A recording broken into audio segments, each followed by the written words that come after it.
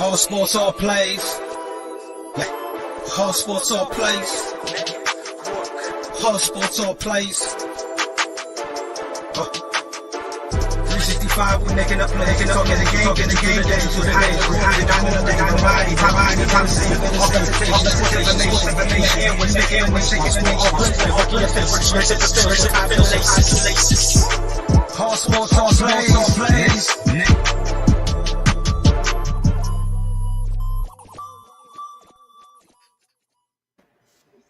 You know where we'd be at. We'd be Sunday. It's Sunday. It's the Touchdown Crew. It is April 24th, 2022. Exactly 4 days away till the draft. Yes, sir. Now, I'm not going to lie to you. I'm not a draft expert. Coach might be, but I'm not. So if Coach goes ahead and starts yapping away about the draft, I'm just going to smile and nod. No. That's all. But we are going to go ahead and do is we're going to go ahead a little bit later in the show, probably to close the shows. We're actually going to go through all 32 teams, what their needs are really quickly. But we have a lot of things we're going to talk about too. Yes, we do. Because it has been a slow week in the NFL. Kind of slow. Rumors more than anything. Couple of moves been made. So we're going to actually go ahead and recap the USFL. We're going to recap the leftover games of week 1 that we didn't capture, and, of course, majority of week 2. And, of course, week 2, the only game left is this afternoon at 3 o'clock, which is New Orleans and Tampa Bay. The Breakers and the Bandits, the Double Bs. And this one will be airing on NBC at Proactive Stadium, where all the other teams have played, where all the other games have played. It's Proactive Stadium, Protective Stadium, whatever it is, where dozens of fans will enjoy the game live. Unlike if it was Birmingham, then thousands of fans would enjoy the game, but not this one. This one, dozens of fans. And I have to ask you, Coach, we'll start off with the USFL. Do they need to be concerned with 1 or 2 stadiums being leased out for the regular season and only attracting one game, really, of more than 5,000 people? And the rest of them are hundreds. Yeah. I mean, we talked about this. First off, who's going to Birmingham? No one's on vacation said, I'm going to go to Birmingham. Well, no. I think you meant Boston. I said, yeah, I'm going to go to Boston. Yeah. So it's not really an attractive city. It's not one of them when I say, hey, family, let's go to Birmingham and let's watch the game. Instead, I mean, we said this, like, the numbers are going to be real, real low. Yeah. And the thing is, do you think the brain trust that the USFL, a.k.a. Fox Sports, because that's who owns the USFL, do you think the brain trust is like, say, we don't care about the attendance. We just want to make sure people tune in? Because I see a lot of social media saying about that is they don't care about the attendance. They just want people tuning in so they can sell the broadcast rights. Is that more important right now than selling tickets at this time? Well, yes, because that's where you get well, of course now, because that's what you're gonna get your money from. Like, what do you make? Maybe, and I'm just guessing. What, $3,000 a weekend? You talking about? Let's put it this way: it's $10 a ticket, not starting at $10 a ticket. No, it's $10 a ticket, whether it be the 50-yard line, the 40-yard line, or if you're sitting in the back of the end zone. It's $10 a ticket, and 15 and under are free, which means if you don't have a real state identification number, you're getting it free. Well, I take that back. So now you're spending what, $1,500 on a weekend? So that's all they make. So you're not making any money. The players make, and again, I'm not an accountant, but the players on the active roster make $4,500 a week. $4,500 a week. That's what they make. So $45,000 for the 10-game season, plus they make an $850 roster bonus win if they win. Right now, Tampa Bay has made $850 extra per player because they've won one game. So, but where's the money coming from? But here's the catch, and I had to look it up. They pay $75 a day for their hotel. Yeah, because they're right now. Everybody's cooped up in $150 a night hotel visit. So also they're paying. Yes, that's another $75 a day times. How long is 10 weeks? 10 weeks times 7 days. That's 70 days. Dude, cha-ching, cha-ching, cha-ching. Add it all up. How many players are on the roster? Like 45, 50 players? Yeah, that's $5,000. What, per month, per team, per player? Per player, $5,000 for the whole season. Oh, that's per night.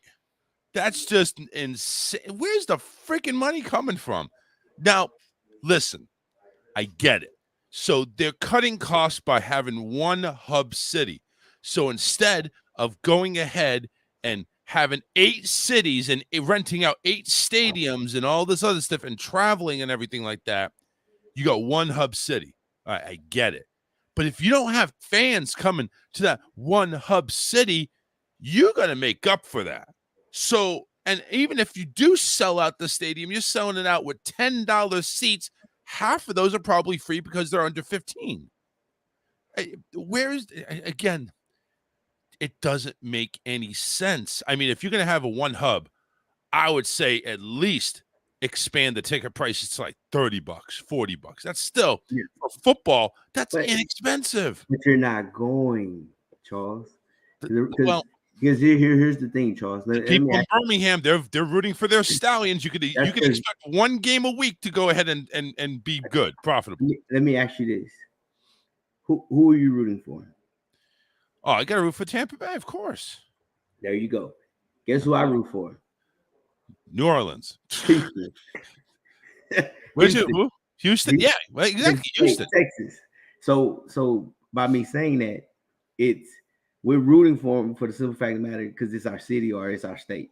Like that's our team in our state. So that's what we're going to root for. But the issue is with it, we don't have ties. Like we're not familiar. You don't get to go to the games. I'm not driving 6-7 hours to Birmingham to watch it because how can you sell it to your family like, hey, we're going to watch a football game? We're going to Alabama, huh? Alabama. And I love the commercials. Birmingham is the football capital of the world. Yeah, I've told you it sounds like a college. What lies? I mean, this is like a presidential campaign. What lies do you have to really go ahead and you can't tell them that. You can't. Because if and you know what? The only way to make this even plausible, if Birmingham was the football capital of the world, the Stallions, it would sell out every time they play. They're not. They're definitely filling the stadium a lot more than the other teams, but they're not selling out at $10 a ticket. That's like going to the fair, not even the state fair, county fair. It's just, I don't wish any ill will in the USFL. I firmly believe because Fox is committed to basically what Vince McMahon did in the USFL before the COVID thing hit. He's committed to go ahead and losing about $200 million. So they're committed to go ahead and just say, hey, here's money. Take it. Just give us a product. Give us a product. And here is, I'm going to try to see, Yoel Hyman music. I watched a little bit of the USFL yesterday. It's a hard watch. Definitely a minor league. Without stadium revenues, even with networks, I can't see it lasting. I agree. The thing is, though, I think they'll go ahead and they'll get through this first year, of course, with a loss. They'll be in the red. Next year, as long as everything survives, the XFL's coming into play next year. As long as everybody survives, I firmly believe the USFL will be in each market next year. There will be a stadium in Philadelphia that will be showing the game. There'll be a one in Detroit. There'll be the New Jersey team. They'll get the MetLife or whatever. There will be home games being played next year. They want to get through this first year first because, oh my God, we're going to try to beat the XFL because the XFL is like the epitome of all spring leagues. The AAF tried to do it the other year. They failed miserably because they were dumbasses and they had no idea what the hell they were doing investing-wise.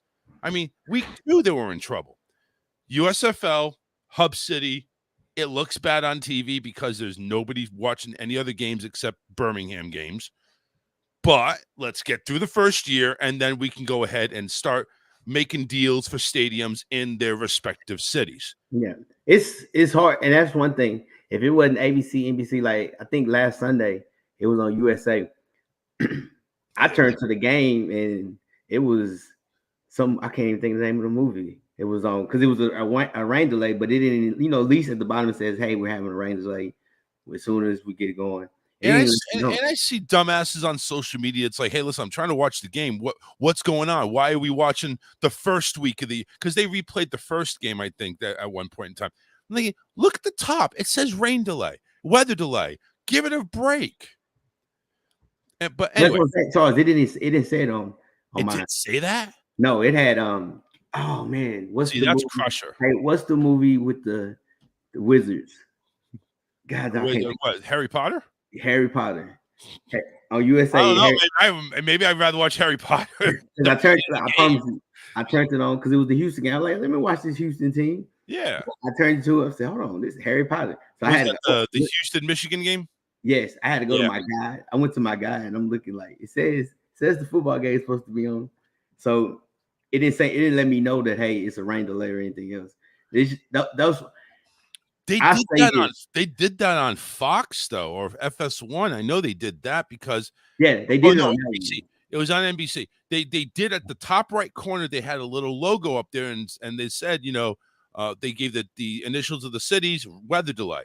I'm thinking, oh, okay, so we're watching an old, the first game, while this other, obviously there must be lightning or a big storm going on, which there was. Everything was delayed, even to the point where they had to delay the Tampa game to Monday. So but overall, listen, let's go ahead and put it in perspective. It's a spring league. Do you expect much out of it? No. But I will tell you this. They have whatever formula they're doing. Most of these games are coming down to like the final drive, the final 2 minutes, whatever it is entertaining. It has been. I was watching the Stallions and Gamblers. Came down to the last wire. I watched the Philadelphia-Pittsburgh game. Philadelphia went ahead and they were down 23-21, scored a touchdown and a 3-point conversion to take the lead 30-23, which put them up by a full touchdown and extra point. Pittsburgh could not move the ball. And then they stopped Philadelphia again. They got the ball back, could not move the ball. It was entertaining. It was down to the edge of your seat. Am I saying it's quality?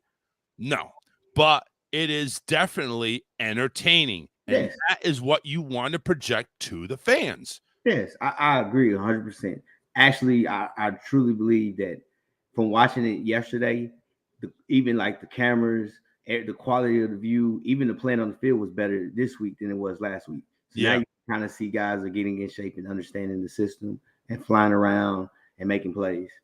Now I'm taking a look too at the drone cam. Somebody must have took a washcloth or something and cleaned that lens off because it looked a lot better. It really did. They did not try to aim it high so you got the lights, the stadium lights glaring at it. So whoever's monitored, it got better. It really did. It got better, and I think that's the learning curve for the USFL. The ref cam, by the way, they obviously implemented a ref cam. Somebody needs to take a washcloth and clean that shit off too, because that looked glary and blurry and stuff like that. I get what they're trying to do, but there's things about this game that I like. Even when they challenge or they review stuff, you can hear the people in the review explaining it and understanding it, and like, hey, and you hear the communication. Like you hear the mistakes. Yeah, you know what I mean. Like even the ref, like, hey, I'm sorry I didn't get the number. So he's like, hey, offsides. It was awesome. It's like I hear the referee coming out of the ref's huddle, and it's like, all right, we got that. Now you said those number 73. No, on the defense, yeah, okay. And then he makes this call. It's like, all right, these are real humans. They're not just zebras with blinders. They're you can hear them and hear them. Those are the things that I could say that I like about the game and what they're doing.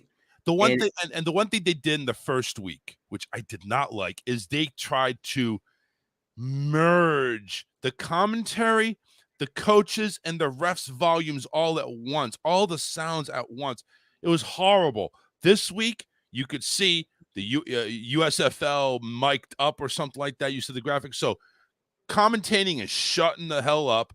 It's just communication between coach and quarterback, and you see him run the play. And nobody's talking anything. Nobody's saying, nobody's doing any color commentating. They're probably taking a bathroom break, if anything. And, they're just letting the coach and quarterback go at it. And it is kind of interesting to see and hear everything that's going on. Now they've also implemented graphics. So if you hear a play call, all of a sudden on the field, they're pointing and say, okay, this is going to be a run to the right. Let's see what they do. And it's a run to the right. So It's like, it's really cool. It's like, all right, this is what this means. This is what that means. Now, obviously to the regular fan, we don't care. But for the people that are like die hard and they need to have football in their blood and football on TV, it's like, oh, okay. Like you, coach, like if, you go ahead and coach your high school team or your Pop Warner team, and it's like, you know what, we're going to implement this language and let's see how this works out and stuff like that. It just, I agree with you. It makes it cool. I agree with you. And it helps the novice fan that doesn't understand football. And when they hear the terminology, now you'd be like, oh, okay. So now you see what they're doing. And also they talk about, well, that guy has to hold the edge. I want to say the Birmingham and Houston game, like they ran outside, and they were like, there's no one protecting the edge. So they're just going to keep running outside. Yep. So it kind of gets people to understand the game of football.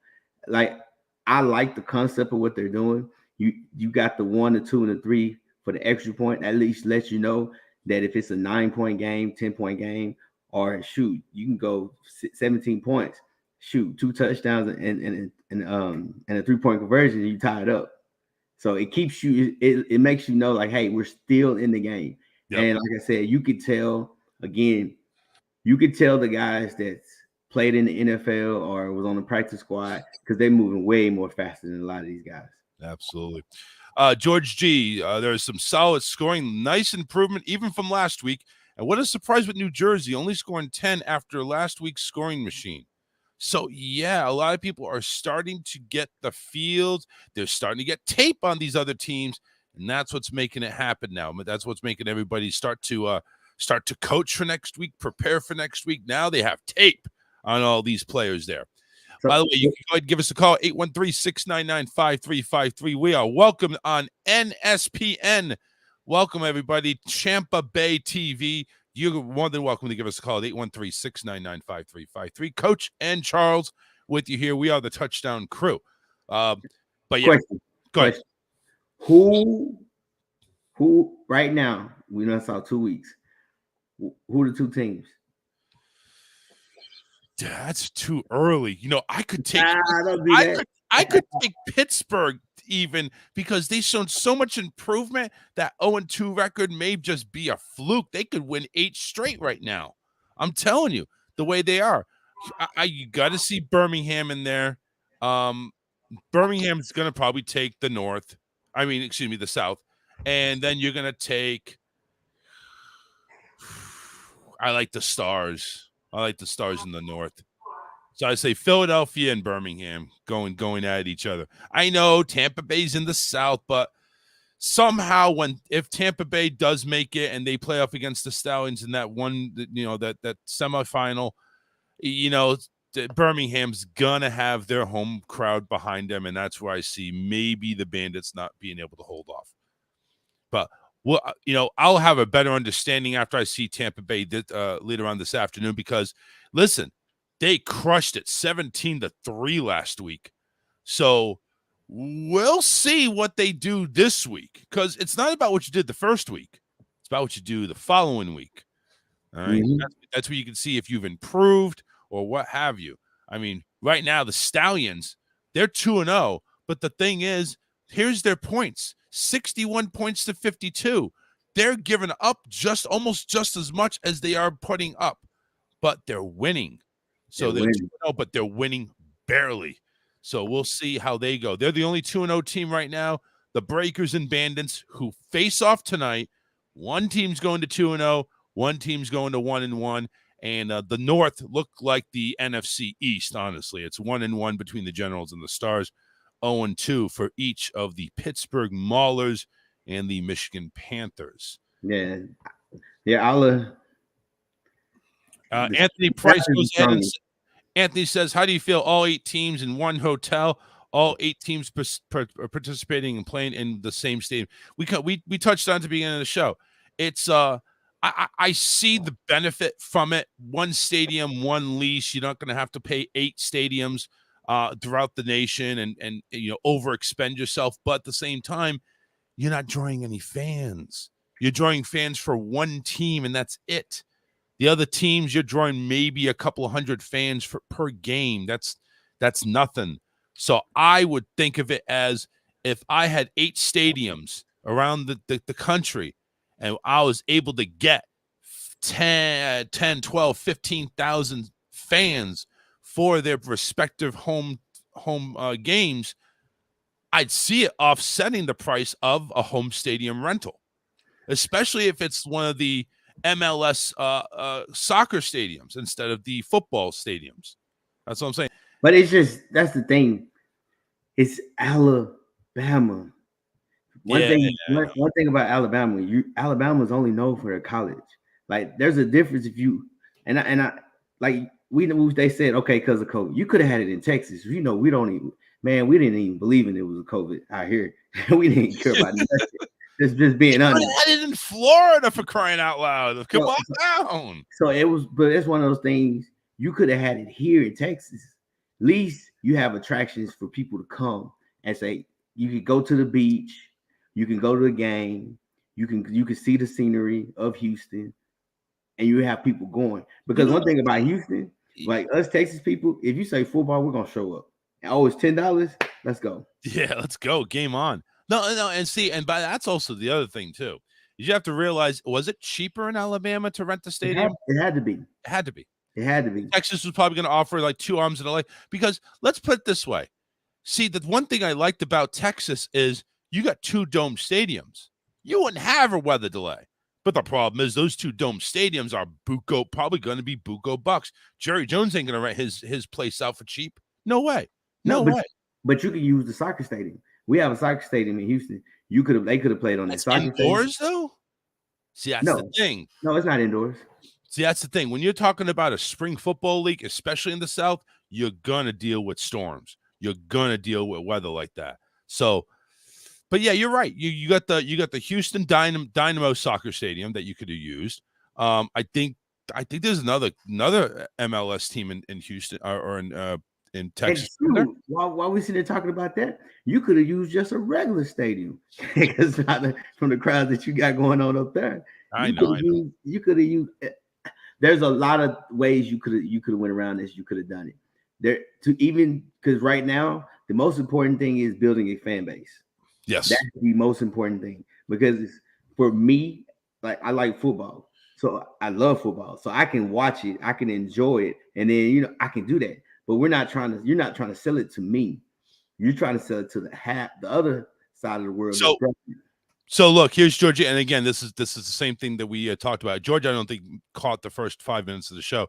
Problem is, they set us up with COVID restrictions still in play. Now that the restrictions are lifted, next year will be different. I agree. Like I said, next year you're going to have Raymond James Stadium hosting. So that must be the restrictions of the league. Because again, like I said, we didn't care about no restrictions in Texas, dog.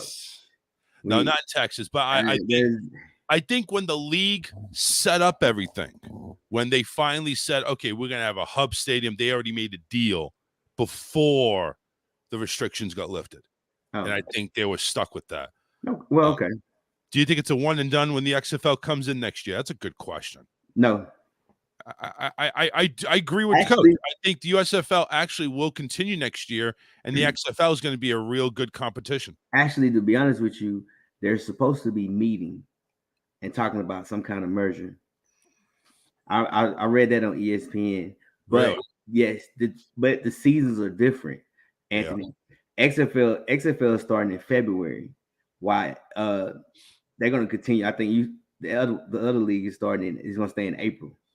because XFL, what they're trying to do, which they're going to take a lot of players from this league, because they're trying to have it to where this is game field. We want to be done right before training camp starts. So like that June.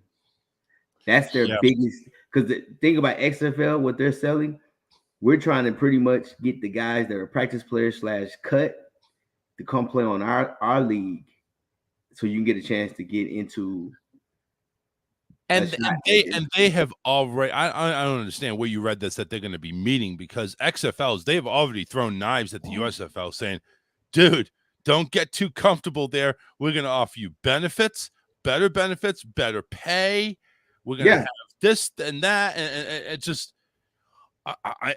XFL's already come in throwing gauntlets at the USFL, so them meeting, that's news to me. That's something that's very, very unusual. If the XFL is making that type of comment, I don't know, man. I don't know. I think the XFL is going after blood. I'll be honest with you. They're going to be the first ones out the gate next year, they're doing it. unless the USFL change their ways. It's kind of one of those things, like I said like I said earlier, like The Rock has a great job of what he's trying to do. He's setting it up to where you start in February, right when football is over with, right, and they start their season.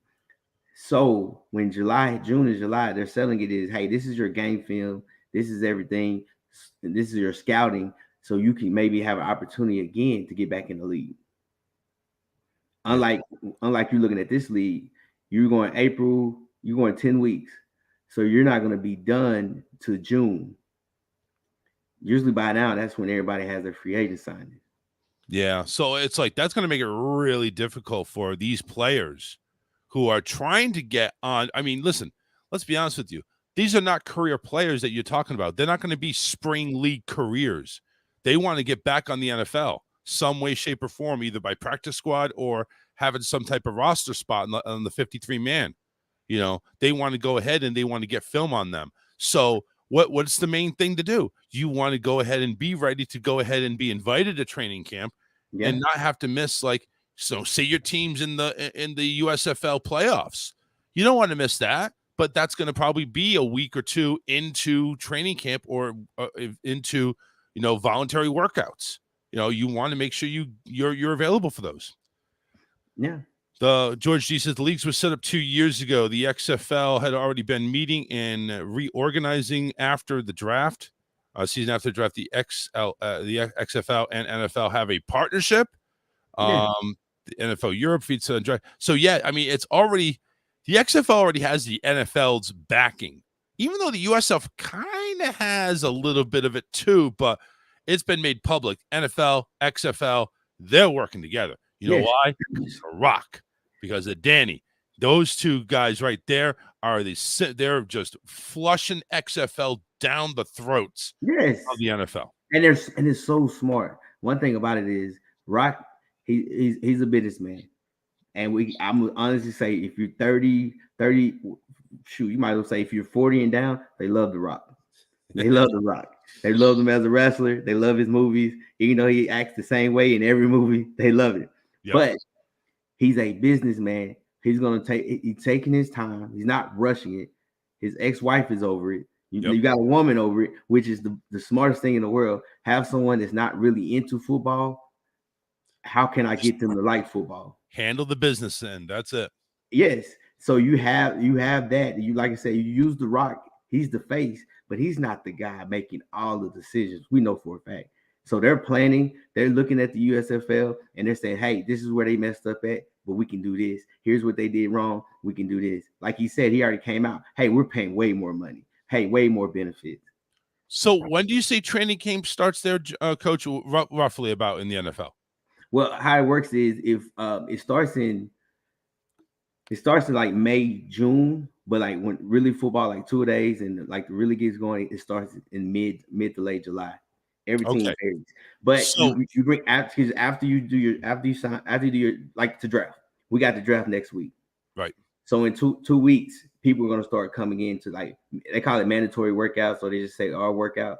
So they start coming in, get acclimated with the team, understand the system and everything else. And then a lot of like the old head, they're like Aaron Rodgers. Aaron Rodgers probably won't come in until July. Right. when they have a mandatory. So what happens is a lot of these guys that's in the USFL, I don't know what's the contract agreement is. You miss out early because you don't get to come in and you don't get to go to the workouts. Because usually that's where, because by the time July hits, you kind of have your roster of the guys that you want, and then you basically each week you got to hit a max of, you got to cut these guys. You got to get here because the goal is to get 53 on the roster and then a practice squad.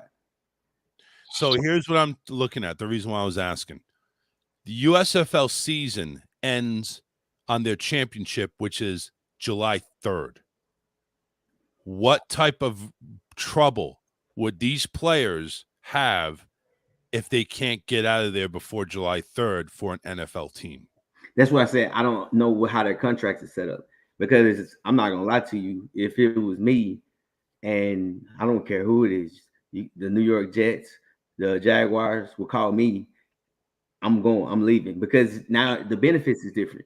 Because now you're talking about you're getting paid $4,000 or $5,000 a practice plus room and board, compared to that $4,500, and you have to pay. Like when you go to their stuff, they're feeding you. They're taking care of you because you're a product. Yep. Anyway. So let's look at this. The next Super Bowl, February 12th, Super Bowl 57, February 12th.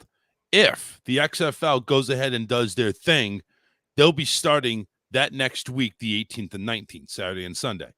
1, 2, 3, 4, 5, 6, 7, 8, 9, 10, 11, 12. 12 weeks. That includes the championship. They would wrap up May 6th or 7th.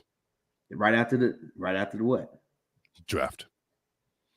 So that makes perfect sense, because, again, your goal as this spring league is not to go ahead and sign big names like the old USFL. We're not going into competition with the NFL. No. This is to feed and to prosper people that need or want to get on a squad to get some tape and get some film under them. Now you got the film, you got the competition, and all right, maybe their season ended 2 weeks ago. They didn't make the playoffs or whatever the case may be. But worst case scenario, you're in the championship game, you make bank, you win the game, you get your roster bonus and everything like that. And boom, May 8th or May 7th, Sunday or Monday, you're open to negotiations on an NFL level. Yeah. But with the USFL, you're in July and you're calling people that have already probably made free agent moves. Hey, you got any room for me? Is anything open? Well, we have liked to, but unfortunately, you are still, you're still contracted under the US. And this is the worst case scenario. If they're contracted with USFL with no out clause, that's the thing. So I doubt they made that like that, because I think the USFL made it clear, listen, you got a spot in the NFL, you go ahead, but they didn't make it public. Probably to the average player, it's like, you get an NFL spot, you go right ahead. You go ahead and we'll terminate your deal. So, but we'll see what's going on. Anthony says, so you're saying random players go to the USFL to get tape on them to show the NFL that they got skills? That's the point. That's the whole point. Like, what people have to realize when you say XFL, USFL, the whole point is to say, hey, that you still can play, that you showcase that you have a certain skill that they might need. I mean, you can, if you watch the games, like the receivers, they want to show that they have a little wiggle, or they can run routes, or they can catch, or those are the things. It's kind of, I mean, it's like a second. You know what? Even if you are an NFL practice squad player and you have NFL experience, like most of these guys do anyway. Listen, you're not playing. You're not getting paid. Now you are. All right. Is it like buco bucks? No. But that 45,000 extra, man, that could help some of your bills. That could help your family. You don't have people nowadays working at McDonald's that's making 40,000. You say 40,000 a year. Well, most of them are starting like 13, 14 an hour now. I mean, McDonald's ain't no get out of high school job anymore. Yeah, now it's a career. So, but But the thing is, Anthony, what people got to realize, USFL, XFL is nothing but JUCO. It's just like you coming out of high school. You want to go D1, you couldn't go D1, couldn't go D2, couldn't go D3 or whatever, or NAIA. So JUCO said, hey, come in here, get film, and see what happens. That's basically all it is. That's what they are. You'll never be the NFL. So understand your role, and then that's how you generate it. And that's one thing I said about XFL. XFL knows its role, and The Rock they're smart. Like you said, everybody wanted to know why was he talking during the Super Bowl. Now we know why. Because he wanted to say, look, I'm going to show you how I do it, how much the people love me. And NFL, if you come in here with us, with XFL, we're not trying to be you. We're trying to be the little brother. Yep. We're just trying to be the little brother. We're trying to build the Kurt Warners of the league that came out of nowhere. They worked over, and then now look at him now. Or I can't even think his real name. He hate me that came and had an opportunity to play. Oh, you know, all the because what you got to realize, NFL needs stories. They need storylines. Oh, they got plenty of storylines. Yeah, plenty of storylines, but it's nothing like a homegrown. I worked at the grocery store and I overcame everything, and now I'm a Super Bowl champion. Yeah, you're not going to get a Kurt Warner story anymore. That's not happening. But you see what I'm saying? But yeah. they can go with it. They can ride with it, and I think that's the thing. That's one of the things that The Rock and his ex-wife were doing. They're like, we're trying to brand it for you guys. Like, this is, the stuff that y'all have, everybody complains about. Guess what? We can implement it in our game. And if you like it, you can use it. Use it, right? We're partners. Where do you think Skycam came from? Telling you, it came from the original XFL. That Skycam thing, and that's what's used on every football game now ever. Yes. Where'd you think the 3-point play came from? No, it did not come from the USFL, XFL last year or 2 years ago. Yeah. And they were able to, and that was one of the big ones that they were able to do recently. Was was it? Just think if they put the 3-point play in the NFL game. Oh, man, that's just scary. Can you imagine Tom Brady hooking up with Mike Evans to put a game-winning 3-point play in? Because you know how exciting the games is, regardless of the situation. Because you're in your mind, you're thinking, "Hey, we're up 8," or "Hey, we're down. Well, we're down 8. We're down 9." Oh, it's nothing, guys. Down 9. Yeah, it's 2 minutes left in the game. Game's over with. No. But what do they say now when somebody's up by 8? Well, it's just a 1-touchdown game with a 2-point conversion. Okay, up by 9. All right, it's a touchdown and a 3-point conversion. I'm just telling you, It's really interesting. You already got the 2-pointer. Why not put it in the 3-pointer? If you put that in the NFL, like games, 16, 17-point games are nothing now. Yeah. 18-point games, you like, man, with 10 minutes left in the game, or not even 10 minutes, 5 minutes left, we drive, we score. Hey, you get a stop with the timeouts. You got a 2-minute drive to tie the game back up. You know how exciting it would be? You put that 2-minute warning time in every time the first down you get, it stops the clock momentarily. Man, I like that idea. Man, it would be. I'm telling you, because that's what's exciting. Games. You know what rule that used to they're from the Arena Football League. I really like this. The hell with kneel downs. You got to gain some yardage, otherwise the clock stops. Yeah, you got to gain. The hell with kneel downs. Keep playing, because that would be the thing.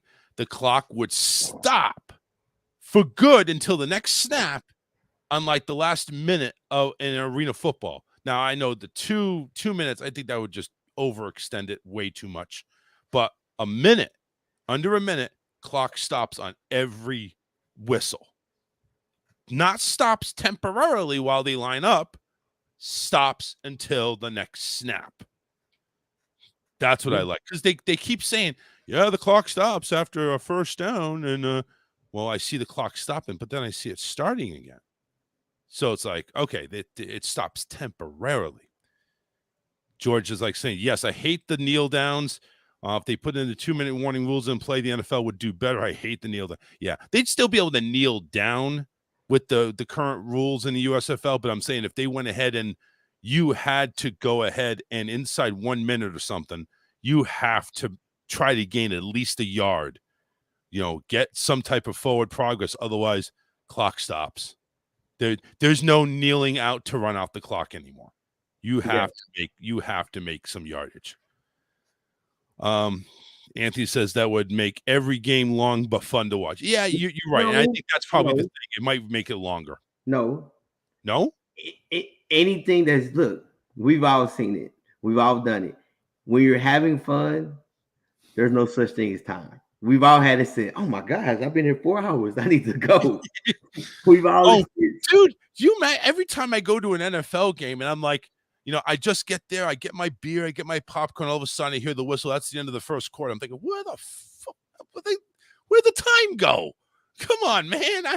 With this, I'm over here thinking, well, with the way this is going, I'll be out of here in another hour. Come on, man. I didn't pay $150 for a ticket for 70 minutes. Hey, come on now. When you're having fun.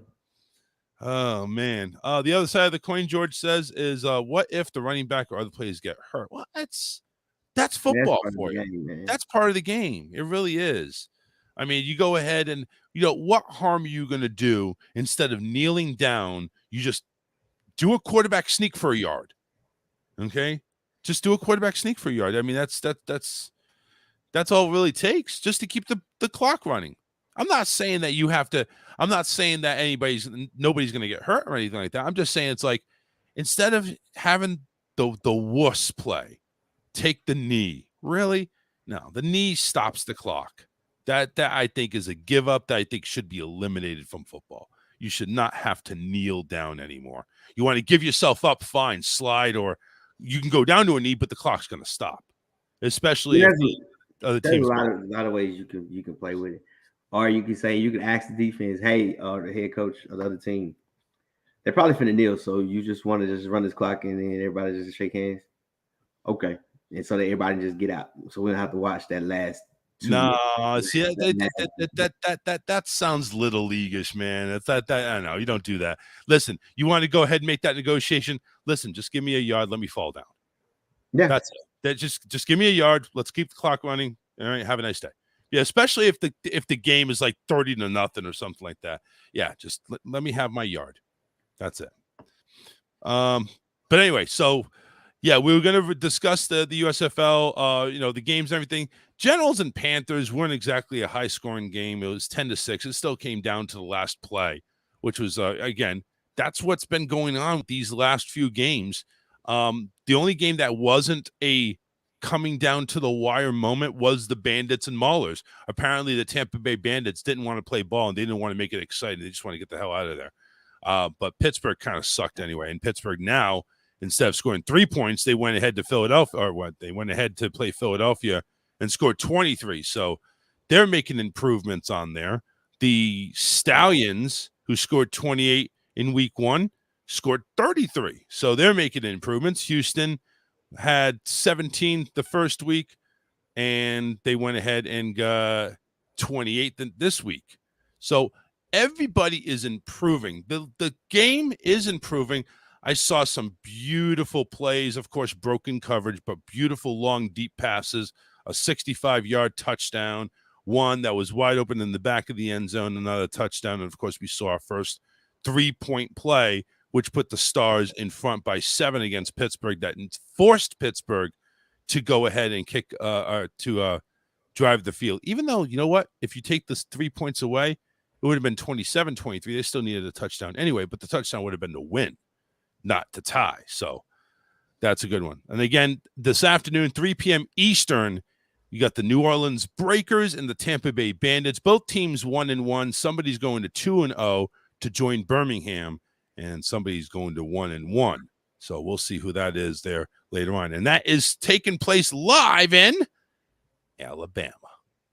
Birmingham, the football capital of the world. God, it sounds. It makes me want to. It really makes my gag reflex just want to throw up. Really, it does.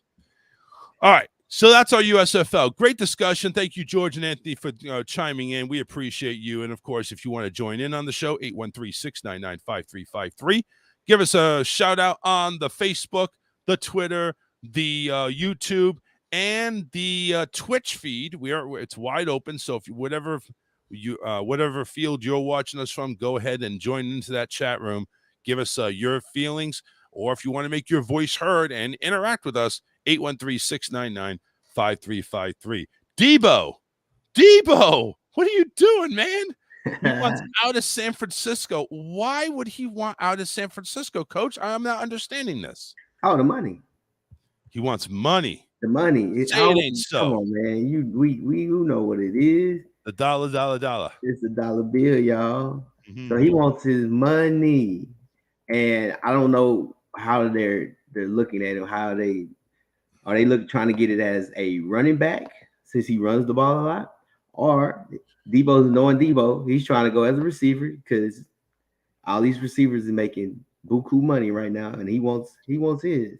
Well, what if Deebo wore a couple of hats? What if he was a running back / receiver, kind of like Cordell Stewart? Can he go ahead and actually make 2 paychecks?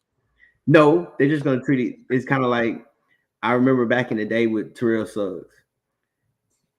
Terrell Suggs was considered, but he was a defensive end, but he was in a 3-4, and he was considered outside linebacker. Right. So it was kind of, or you see, remember like them tight end / receivers, and they try to put you in certain brackets depending on how much money it is. So I think that's the one thing for him is when you know Deebo, what's the first thing come to mind? Him running the football. Well, that's one of them. I mean, he's a good receiver too. So, I mean, the new team that takes him, if there is a team that takes him, are they taking him as a running back, or are they taking him as a receiver? Kind of like Cordell Patterson. Are we taking him as a running back, or are we taking him as a receiver? Or be like Belichick and just put him as your 10th running back and 5th receiver. I don't know. Because here's the thing about Deebo, and this is the honest truth. As a receiver, he's not a top 10 guy. He's not really a legit route runner. Because when you look at San Francisco, what does San Francisco want to do? They want to run the football. They just want to play defense. Yeah. So they're going to run the football 30, 35 times. Now, when you had it, usually when you know they're going to run the ball 30, 35 times, so you kind of put yourself you put an 8-man box, and you run a lot of more man than anything because you want to stop the run. Right. Now he gets a lot of the one-on-ones, play actions in the middle of the field. Plus, he runs the ball. So once you leave your stat system, how are you going to flourish? Well, see, and that's the thing. It's like, what does he want to play? Does he want to play running back? Does he want to play receiver? Because like you mentioned, he's not a good route runner. So anybody that has a really solid system that depends on you knowing your routes, he's not going to succeed in, or some type of timing pattern or timing system that he's not going to succeed in. He's going to be more or less, line up in the backfield. Here's the ball. Look for a hole. Have fun. It's kind of like giving a kid in the candy store like a chocolate bar. Here you go. Eat it however you want to, but just get us some yardage. Yeah. But who would fit that criteria? Would the Jets fit the criteria? They got a ton of money. No. Would Jacksonville fit that criteria? No. Who do we got that would? Would Dallas fit that criteria? Well, you almost made me cuss. They got 2 running backs. They have 2 running backs right now, and I'm just thinking off top. You have Miami, because the OC that was there can go there because he's gonna pretty much run the same system, but you got to stretch him out because you got Tyreek, so that's pointless. Tyreek's gonna go ahead and run 60 yards downfield and have a quarterback that can only throw 30. Yeah, I mean that's gonna be awesome. Him and Waddle's gonna take turns having a 40-yard dash sprint. You can say the Raiders. The Raiders, because they utilize stuff like that. You can kind of say Atlanta because they did it with Cordell. Yeah, that's true. That's true. So right now, those are the teams I can name off the top of my head that will do stuff. That's exotic and think outside the box. like I said, if you want to, you say the Patriots to a certain extent. They'll figure something out. But yeah, they don't have the cap space to do it though. But then, like, you don't have an OC there, so I don't know what. No. We have a DC pretending to be an OC. Yes, so you got 20 running backs already, so he wouldn't really fit there. So I mean, those are like the only teams, because everybody else is their regular football. If we're gonna run it 20, 25 times, that's what we got these backs for. Yeah. So Anthony's chiming in. Deebo have to understand, if you move to another team, you're gonna have to be doing the same thing, a running back and a receiver. He also says, and if you don't want to run, go to the Titans. If you don't mind running and catching, go to the Eagles. So what do you think about those, Titans and Eagles? Well, if Deebo can go to any team, number one, because he's gonna probably go as a receiver. But where would he flourish though? Would he flourish with the Titans or the Eagles? He'll flourish with the Titans because it'd be similar to what they do with the 49ers, because they're gonna run football. We know for a fact. Yeah, you got Derrick Henry just gonna pound the rock of down there. But he actually, honestly, he'll fit well. He'll just be a receiver. He's not gonna run the football. He's not gonna do any run game. Nothing run. He might run some jet sweeps. But you have Brown, which that's his homeboy. They went to college together. They're there, but Deebo's not getting Tyreek Hill's money or Devontae Adams' money. He shouldn't. He might get Christian Kirk's money, but he's not getting Deebo's money. I mean, not Deebo, sorry. He's not getting Tyreek Hill's money because he hasn't. What about Cleveland? I just thought of that. No, they got two running backs. They got two running backs. That doesn't mean they can't use the third. No, come on, they can be like New England and have like 10 running backs. No, why spend? No, because you're spending money. He wants to get paid as a receiver, as a top 5 receiver, and he's, to me, and it's just, I mean, y'all want to argue, want to debate with it, that's fine. Amari Cooper's not going to stay healthy for 17 games. I mean, Deebo could go ahead and come in as a number 2, number 3. But you're not paying him $20 and $25 million a year. I wouldn't think he would. I mean, he's not going to get that. He's going to be, if he's expecting that, he's going to be sitting around for a long time. That's what he wants. Yeah. I'm just telling you, because think about it. He didn't like the 49ers offer. By you not liking the 49ers offer, then that means you want the Tyreek Hill money, but you're not that explosive. You're not. No. Not in space. But if you got a quarterback with an arm, you could probably have better numbers than Tyreek. But yeah, you're right. He doesn't have the explosiveness of a Tyreek. Yeah, he might catch some underneath stuff and then run some yards after the catch, but that's about it. He fits well with what they do at the 49ers. And then people got to realize something. He went to running back because they all got hurt. Yeah, it was like the last resort. Yeah, it wasn't. It wasn't like he was handpicked. Like, hey, you're gonna start. No, he was like 4th or 5th option or something like that. Because everybody got hurt. Yeah, everybody's looking at him like, oh, we can run the ball. No, he is your last option.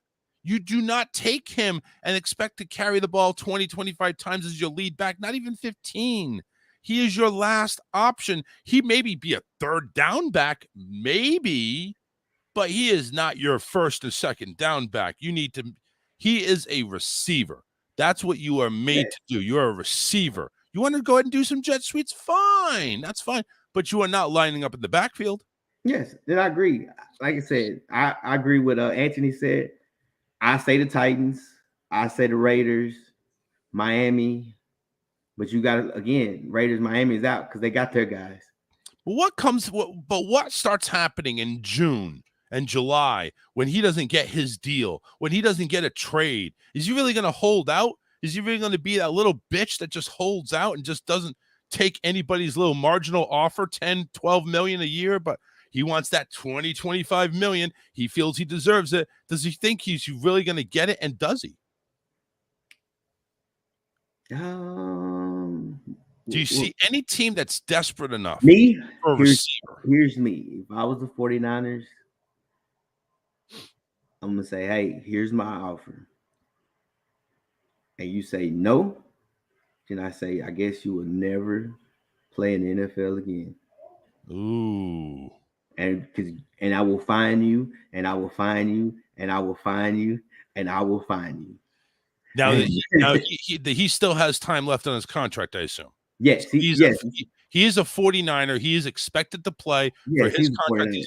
I want to say he has this year or next. He has just this year, or he has 2 years. I think he has this year, because there's this a lot of good receivers are coming out next year. Yeah, so he's probably seeing the writing on the wall. It's like, I want to get paid now before these new ones come out, and now all of a sudden I'm expendable. Yeah, because the reality of it is he's looking at two things, especially with the 49ers. We don't know what's up with Jimmy, because Jimmy comes out and talks about his shoulder. He said, I'm not where I want to be with my rehab, but hopefully I'll be there. I'll be there by July, where I need to be. So you don't know what's up with his shoulder. Then Trey Lance, I mean, he still technically is a rookie. He's going into a rookie year if he starts. Yep. So you don't know what to really truly expect out of Trey Lance. So now he's looking at, man, I'm about to hit the free agent. My numbers are going to drop. If my numbers drop, then everybody's going to look at this as a fluke year. So here's the reports that are coming on. Ian Rappaport reported that he believes that Deebo told the Niners not to make him a contract offer. And another rumor that's coming out, the Jets are very much intrigued, and they're all in on using their number 10 pick to acquire Deebo. The Jets and Deebo. Oh, I take that. I trade that. I will trade that in a heartbeat. You won't, if I get the number 10 pick, because now you can get another receiver. You can get you can get a receiver. So I would trade. Look, knowing me, I'll probably get a little greedy. Give me a first and a third, and then maybe. So you think that might be what's holding them up, is that they need more picks? Yeah, I wouldn't trade up straight up first. Who trades up for just one pick? No, sir. Get your pick, 49ers. But that's number 10, though. This is a deep, okay, me not knowing much, but this is what I heard. This is a very deep draft, especially for receivers.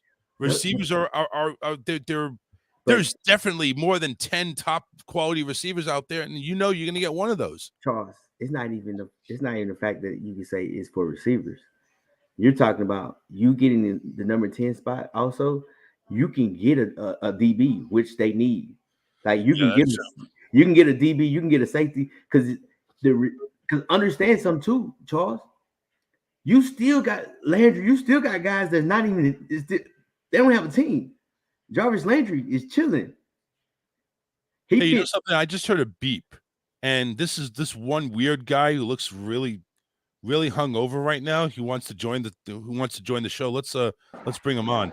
Oh yeah, there's Drunky. Oh, I'm never hungover, sir. What are you doing? You over there at a theme park or something?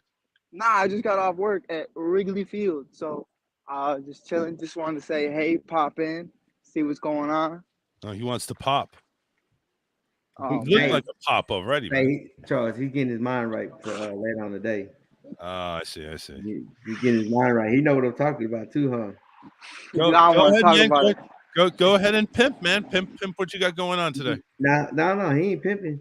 He's trying to see these the superstar Bulls he got survive. Oh, hey, just know no one was saying that's another show. Yeah, I know. Look, that's why I hadn't been on, because he's been hiding from me, because we were gonna talk about these superstars. Hey, John was just saying. John was just saying the Cubs won by 4 touchdowns yesterday.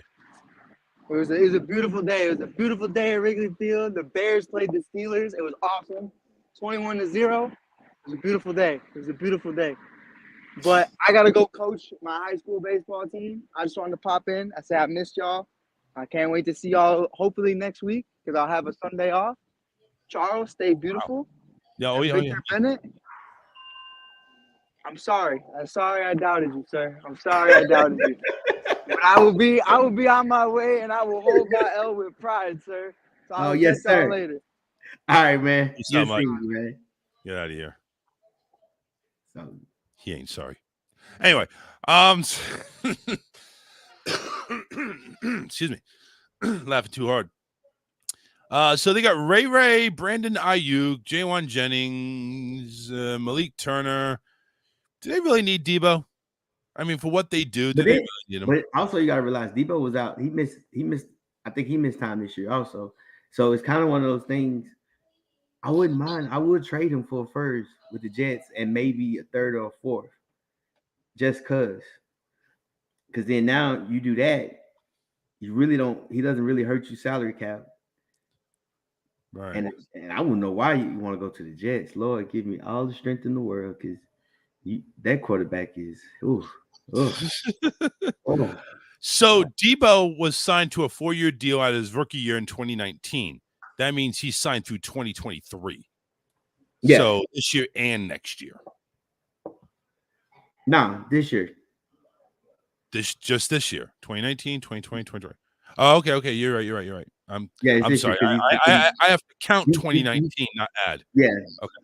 But still, though, again, this is his rookie deal, so I can understand. Listen, he's hungry. He wants more money because his rookie deal is like, rookie deal is like minimum wage. That's like working $15 an hour at McDonald's now for a lot of people. So it's like, good. But what people don't realize, he's trying to get his money now, because right now, if you ask a casual fan or that doesn't really know it, they're gonna say Deebo's a top 5 receiver last year. You want to know why? Because he caught 77 catches for 1,405 yards and 6 touchdowns. Yeah, and that was more than what he did the first 2 years. Yes, because again, everybody was hurt. So what Kyle Shanahan did? I'm not even talking about running the ball. No. I'm saying he fit the offense around him. Kittle, who's hurt 75% of the time. I can't even say his name. He was in and out.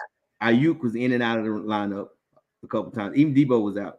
So his best player. One thing about Kyle Shanahan, he's gonna give to whoever his best player is. He's gonna make sure that guy touched the ball by any means necessary.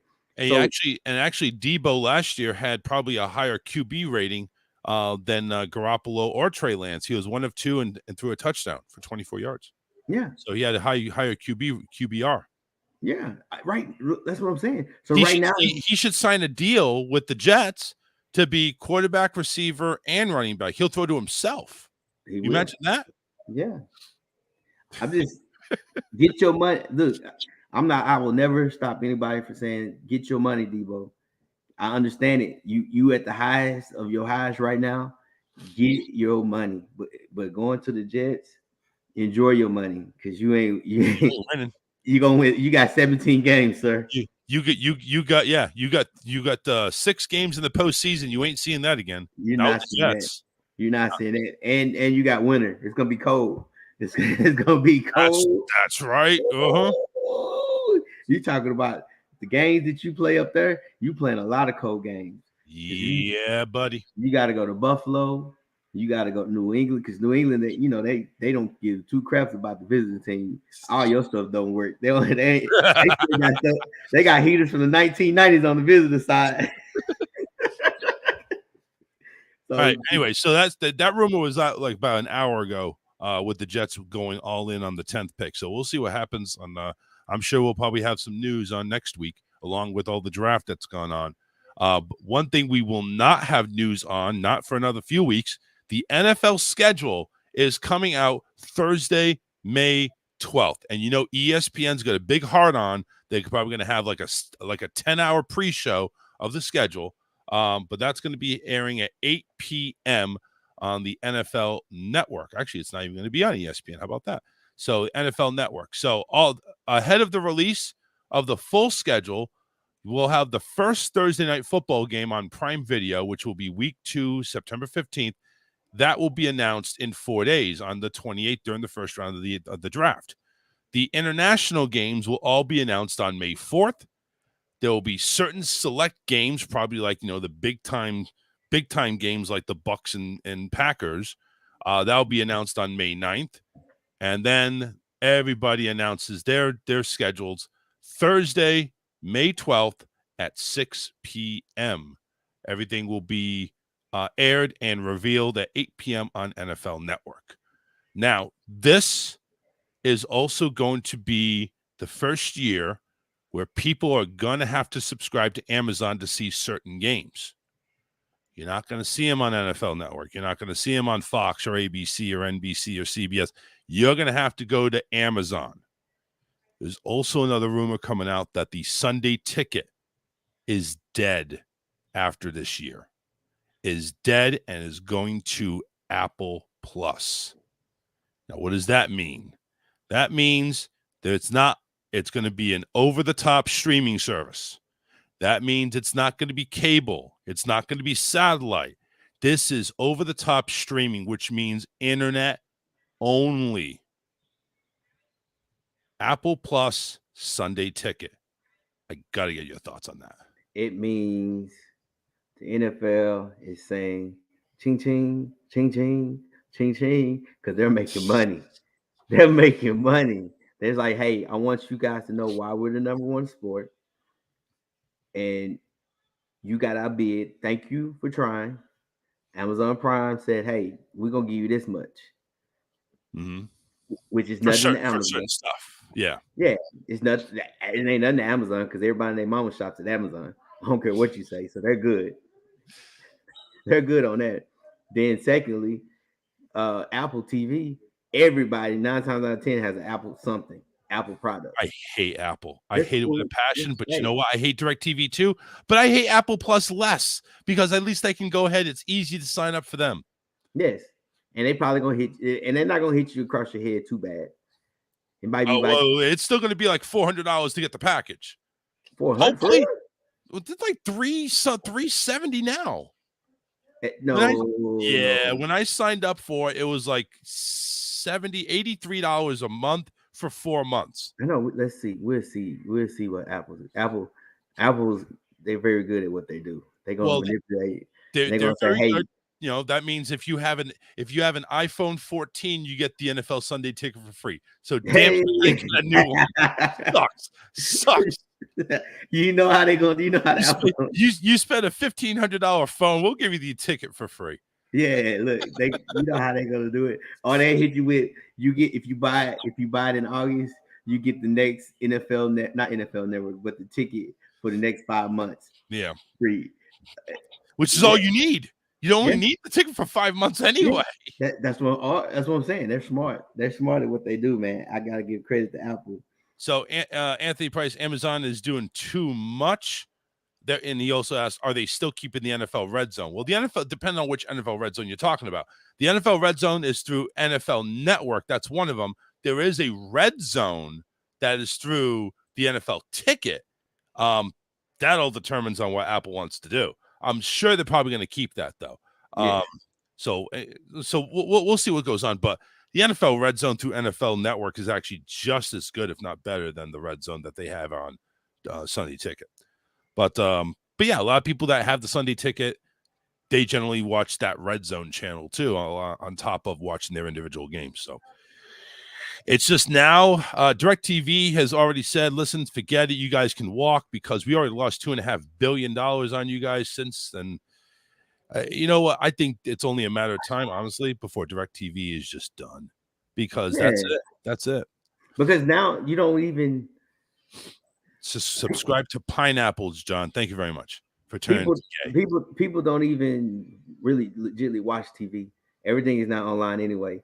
So you can go, even with ladies that watch the shows and everything, if it ain't on Hulu, Netflix, Paramount, Apple, like Amazon. So it's kind of like one of those things like you don't have to watch and let's look at all the other stuff.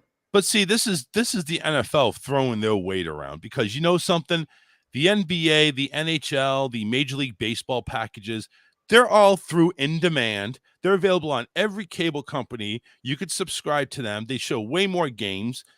But the NFL Sunday Ticket's just been that one that's been exclusive to DirecTV for eons, ever since it ever came out. And it's like, now, you know, we all want it, but not everybody's willing to pay for it. And the thing is that the one big thing is with the Sunday ticket is if you live in a area outside an area of an NFL team, I think like with the outside 75 miles or something like that, you can't get it. Or you can get it. Hold on. Let me rephrase this again. It's the morning. I apologize. If you live outside the area of an NFL team, you can't get it streaming unless you buy a dish and subscribe to their package. I was able to go ahead, have somebody that lived close by to the Bucs use their address, and I was able to get it streaming for just that. I didn't have to buy any package to DirecTV. I didn't have to do this, to do that, jump through hoops. I was just able to get it. Now I'm hoping that Apple TV goes ahead and does that and opens it up to anybody. Anybody, not just, and that's what I'm hoping to do. They are. Like, the thing about it is Apple, Amazon, they're paying money for this. But then you also realize, again, more than half the world, not Texas, not Florida, not California, more than half the world owns Apple something product. Oh God. More, look, 95% of the world has have Amazon. Right. Just it is what it is. So everybody has easy access, and it opens up the world to everybody. Just like what you said, Charles. You talked about DirecTV. I didn't have DirecTV. I wasn't fooling with it. It ain't even worth the money. So I was like, well, I can just watch my little games and catch it on ESPN and call it a day. Right. Get the highlights on YouTube. So now that you go to Amazon or to Apple, for me, it's an easy click. Now I can watch whatever game or however they set it up. So it's so smart, because NFL, at the end of the day, it's a booming business. It's a multi-billion-dollar business. I just hate Apple. I really do. It's okay, though. I hate it. It's okay. I understand. But guess what? You're gonna get an Apple product to watch this stuff. You're gonna get that Apple app on your TV. That Apple app is I already have it. You know what? So remember, I work for Xfinity. Apple TV is an app already through the box. It's already there. I don't need another device to get it. It's already there. So there you go. You could. But the thing is, it's like what I'm worried about is how much crap do I have to buy from Apple to get the ticket? Do I have to subscribe to their shit? Is this going to be is this going to be another charge above and beyond? I mean, what do I do? See, that's what I'm worried about. But that's the beauty of it. That actually, if you look at them, Disney Plus, ESPN Plus, Apple, it's like $5 or $10. And if you want the phenomenal package where you can see all 32 teams, you might have to pay $25 a month. They're gonna keep it simple, because less is more. If I charge you a little bit less, guess what? More people are gonna buy. And when more people are going to buy, more people are going to watch. We'll see. Like I said, that's just rumor that Apple TV Plus is going to be getting the NFL Network. They're the lead front runners. I mean, Amazon's still in the talks. The other cable providers are still in the talks. So but a lot of it looks like it's going over the top, over OTT. So we'll see. We'll see how that works. Yes, sir. All right. Man, we went a lot longer than I thought we were going to do. Let's go ahead real quickly. 32 teams here. Let's start with Dallas real quick. The NFC East, their biggest need, defensive line. Agree or disagree? Agree. All right. Looks like Randy Gregory to the Broncos. They went ahead, Dante Fowler. So they're trying to go ahead. Now, of course, they do need receivers because they lost Amari Cooper. So they're going to try to fill. You need a D tackle more than anything. You can, with the offense they run, you can actually get another receiver, but they need a D tackle. They need some stout in that middle to help with the run game, because you got small linebackers. Yeah, your linebackers are small; they're not big guys. Biggest need for the Giants, offensive line. Even with Daniel Jones, you think with an offensive line, Jones would actually go ahead and improve? Well, I think that they're going to improve anyway, just because of coaching. You actually have a legit system that fits them. Yep. You could say, yeah, offensive line. Maybe they got the receivers, Slayton, Shepard, and Galladay. They definitely got some decent receivers there. So tight end is also a quiet need. We'll see what happens there. Philadelphia, they need a receiver. This is where I'm thinking maybe Deebo fits in, but receiver for the Eagles, yes. Yes, but yes and no. And I say that is because I think next year they should have like $50-60 million. They should have a lot of money, because they'll have to re-sign a lot of people next year. So, gotcha. And there are a lot of good receivers coming out if you want to spend money on proven ones. But I agree with you. Yes, they need another receiver. The Commanders, I'm just going to still keep making fun of them, but still, biggest need is a quarterback. They just got Carson Wentz. Do you agree with that? No, I don't agree. I don't think they need a quarterback. I think if anything, you can go offensive line or you can go build on that secondary. Okay. They say a quiet need is a receiver. McLaurin's still there. He'll be a free agent next year. Okay, so they're probably looking at that then too as well. Yes. The Bears going to the NFC North. Their biggest need receiver. Agree or disagree? They need everything. You need a defense. You need a receiver. Yeah, defense and offense. You need a line. But because see, here's the and that's another thing. Crazy thing, Charles. They only gonna have 8 after next year. 8 people resign. Like I'm not sorry, resign. They only gonna have the entire team. 8 people on the team. They only gonna have 8 people left after this season's over with. So you're pretty much you're just reloading the team. So whatever you draft now, that's like, hey, we're drafting for the future. So They can go either way: O-line, D-line, receiver. Probably gonna get a receiver because your quarterback is coming back, so you want to get as much up as possible for him. Yep. Detroit Lions biggest need quarterback. Even though with Jared Goff, all-star to the Stars, to the Lions, they just don't believe he's the man. So quarterback biggest need for the Lions, or do they need everything as well? I think they need a receiver. You drafted the O-line last year. You got Swift coming back. Get you another receiver. Get a guy that can help Goff. Because you got to realize a lot of the games they were close. It was down to the wire. Yep. And it was a lot of just slip ups. So if anything, I say receiver or I say a corner. They're also talking about, for the Lions, a quiet need is a linebacker. Do you think that they need to beef up on their line? Yes. Or the backs? I mean, for them, a lot of things, anything defensively will be good. Yep. Because they, like I said, they gave up a lot of big leads at the end. Like you had teams drive the field.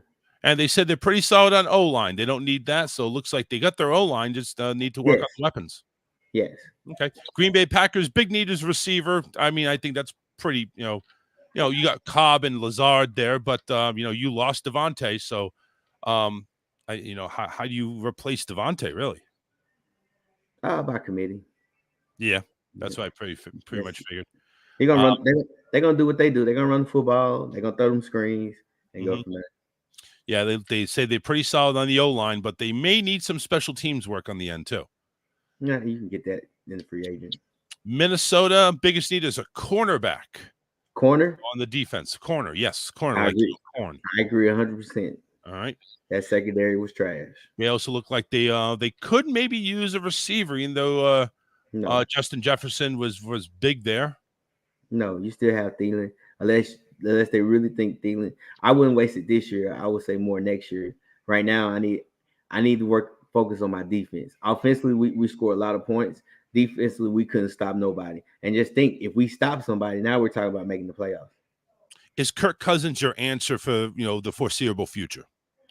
You don't have a choice. You don't think so? There's nobody else out there. Tell me a quarterback right now that can throw the football that you like. Garoppolo. No, he has a bum shoulder now. You don't know what's wrong with his shoulder. Baker. God no. God no. All right, let's move on. Atlanta. Hey, real quick, did you hear when Carolina was like? I guess it was a rumor that Baker's coming, and the wide receivers like, no, we don't want him. Oh, That God. lets you know right then and there they don't want none of that drama. Oh, man. Anyway, go ahead. No, him and Colin Kaepernick are going to be saddled up and sitting next to each other. They're just eating dinner. It's just like, man, you remember when we used to play in the NFL? Yeah, man, that sucked. Atlanta, biggest need is receiver. Calvin Ridley, of course, with his issues. And So stupid, but just, it is. But, yeah, I mean, that's all we really got is Russell Gage right now. Or no, Gage is with Tampa. Excuse me. They don't have anybody. They don't have a receiver. They have to go receiver. Yeah. So let's that's a big need there. It looks like they're fine with tight end, of course, thanks to their big stud, Kyle Pitts. Yes, sir. Yep. Carolina need his quarterback. No, I honestly think it's a running back or a corner. Well, they're saying running back is good when healthy. Christian McCaffrey is still the big guy. What'd you say? Foreman. What'd you say? Oh, they did get Foreman. Healthy, yes. No, they're good. I forgot. They did. I'm sorry. They don't need a running back. They got Foreman. I actually like Foreman. He's gonna hit the whole hard. I think for them is more so on the defensive end because if you look at it, who you're going against a lot of offensive power. So I say a linebacker or a corner. All right. Biggest need for the Saints is receiver. Michael Thomas is going to be suiting up. Callaway and Traquan Smith. Do you really think receivers is a big need? Safety. They lost their safety.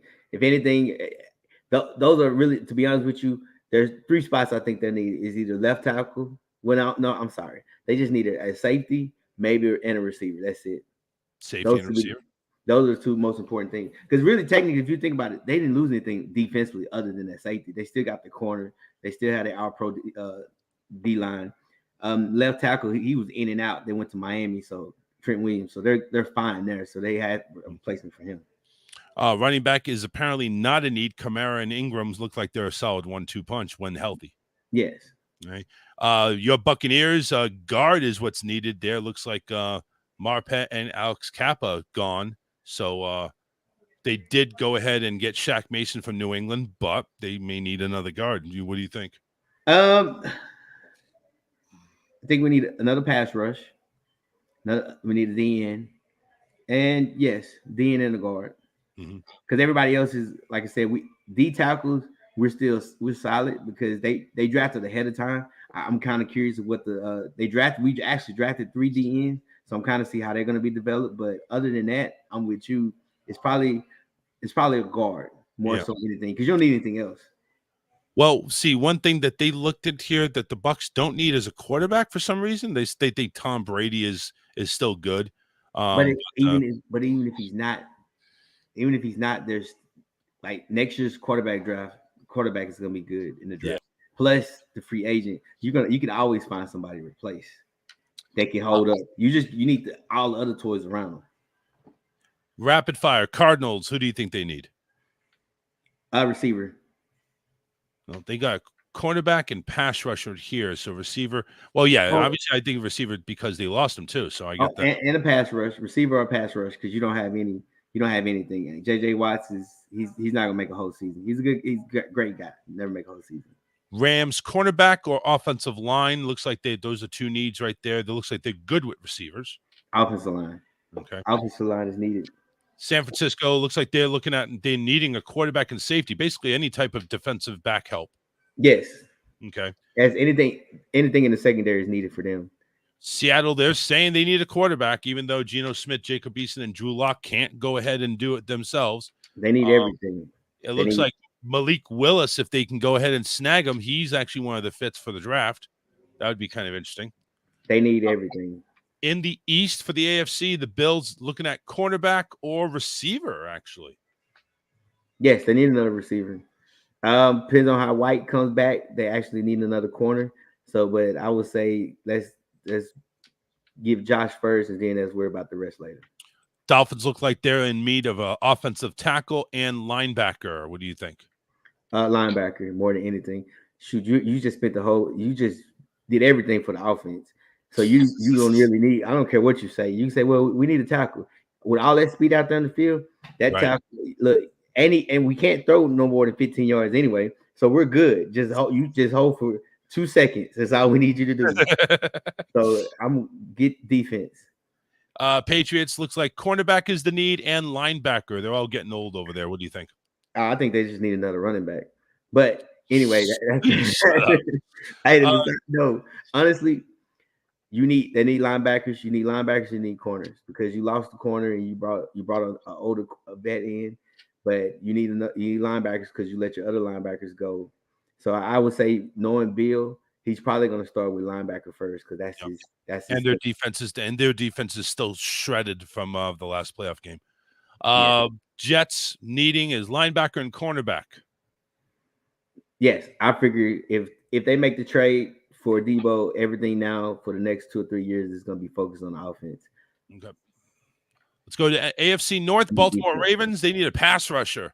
That's what they're saying. No, they need an athletic trainer and a training staff. That's what they really need. But yes, I agree with you. They do need a pass rusher. But if anything, we need to figure out who can we hire to make sure we stay healthy. Yeah. How about moving out Baltimore? That place is scary. Yes. Cincinnati looking at defensive back or defensive line. DBs. They need DBs. Defensive back. Okay. Obviously, not a need as a wide receiver. They kind of locked it up with Jamar Chase, Higgins, and Boyd. They don't need anything offensively. No, not at all. Cleveland defensive line and wide receivers. Now they picked up Amari Cooper. Do they really need a receiver? Yes, they do. Okay. You lost everybody. You lost 3 starters. Well, Amari Cooper's going to play 17 games, right? He never gets hurt. No, not at all. Yeah. Receiver. Pittsburgh Steelers. They need receivers and defensive line. Correct. More so receivers, and I would say, well, you can't go ahead and throw your current quarterback with no receivers. I mean, come on. So I say for them, they need receivers. The D line, you're pretty much saying you need a D line because they're getting old. Okay. So that's and the Texans, they say they need a whole new team. No, cornerback and a pass rusher. Apparently, because they play a lot of Tampa too.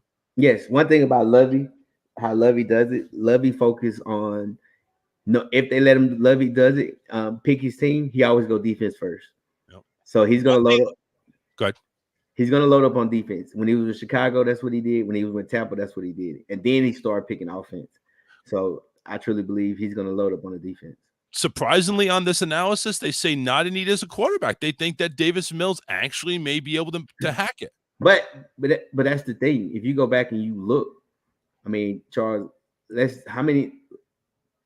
what quarterback won a Super Bowl that was top 5 and the highest paid? Yeah, true. I mean, and that's the thing. You go back and look at Seattle. Seattle, when they won Super Bowls and they were playing, Russell Wilson wasn't getting paid.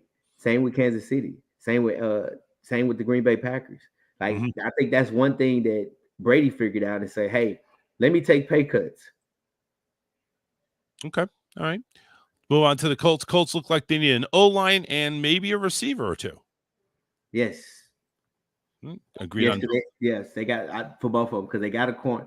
They got in the free agent when they worked on the defense. So yes. Deebo to the Colts. What do you think of that? Deebo to the Colts. Oh, he fit perfect there. Yeah. All right. Yes.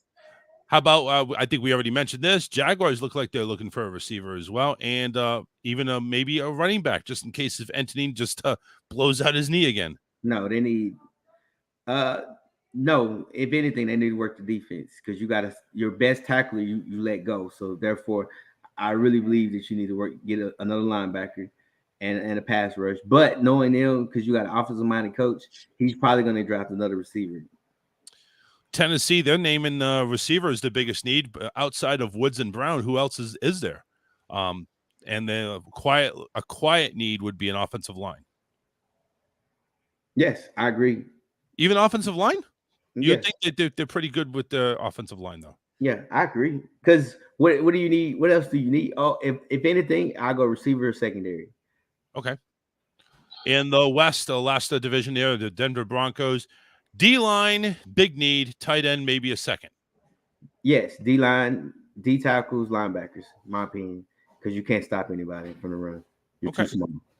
KC needs a cornerback. Yes or no? Yes, secondary work.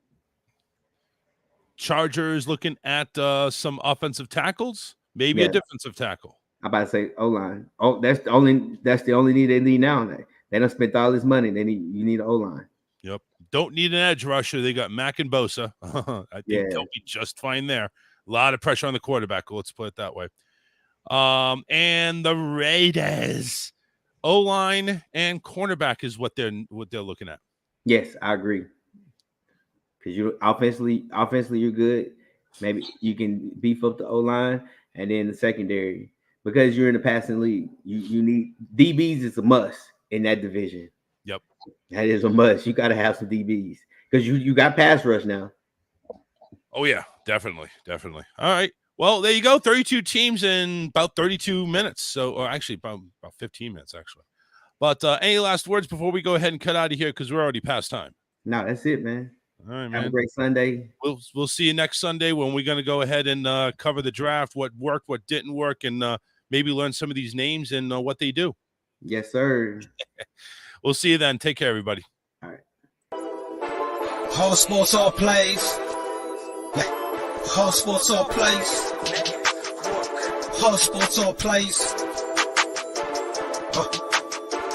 365, we making up plays. You talking the game, get you to the days. We're high in the court, the dime in the lane. Variety topics living the same. All presentation, sports information. Hitting the airways, taking the nation. All sport, all plays, like working your faces. Grace at the field, so tie the laces. All sports all plays.